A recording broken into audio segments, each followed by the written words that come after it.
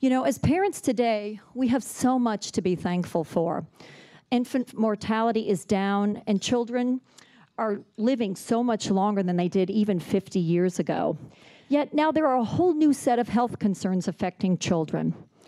I know of sons on Adderall to control their ADHD, daughters with signs of puberty who are 6 years old, emails sharing sad news of 10-year-olds with brain tumors. These are all real scenarios that have been shared with me by frightened parents in my community. Perhaps similar stories have motivated you to get answers as well.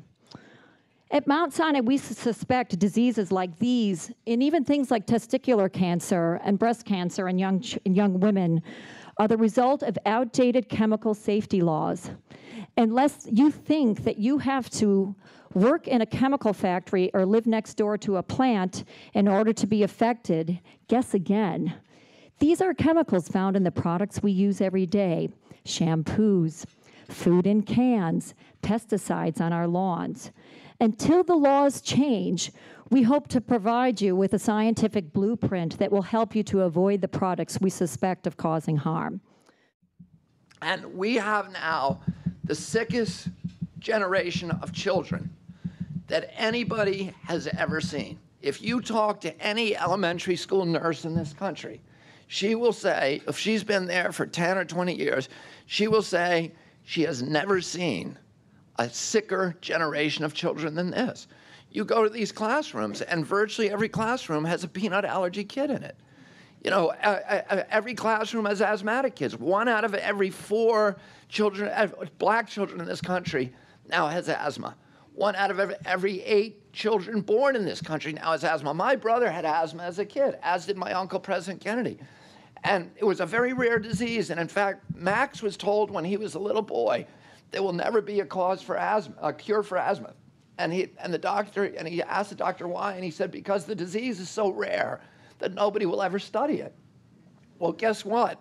It's not rare anymore. It's now, we are having a pediatric asthma epidemic in this country. And it all started, you know, around 1989. Autism rates. Prior to 1989, autism rates in this country were 1 in every 10,000 children. The most conservative study says 1 in every 2,500 children had autism. Well, today, it's 1 in every 150 children, 1 in every 80 boys. And, you know, the industry comes and says, well, it's just because we're counting autistics different. We recognize the disease more. And that's the biggest load of baloney that you've ever heard. Missing autism is like missing a train wreck. You know, it doesn't happen. And if it's true, where are all the 30-year-old autistics? They don't exist, right? So, according to CDC, 1 out of every 6 American children now has some kind of neurological disorder: speech delay, language delay, tics, ADD, ADHD, hyperactivity disorder, something like this. And, you know, this wasn't true when we were kids. And again, they'll say, well, maybe we're just seeing it now. But that's baloney.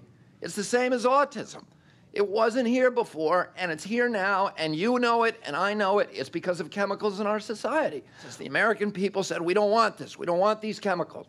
They passed 2 laws. One was called TSCA, and the other is called FIFRA, the Federal Insecticide, Fungicide, and Rodenticide Act. And they were designed, and many people believe that they would control the production and the distribution of these dangerous pesticides.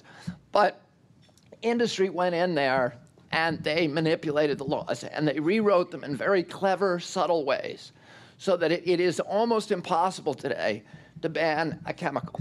And when Rachel Carson wrote her book, there was about 1/2 pound of pesticides being used for every American, every year for every American in this country. Today, there's 20 pounds of pesticides used for every man, woman, and child in this country every year. And there's 80,000 chemicals now in common use. And how many of them have been banned? Fewer than 6. And the reason for that is the reason that Laura was saying, is that they shifted the burden to EPA to show that the pesticides are dangerous. So EPA must demonstrate that the pesticides are dangerous. Then what did they do? They gutted EPA's scientific research department, so there's nobody there to do the research.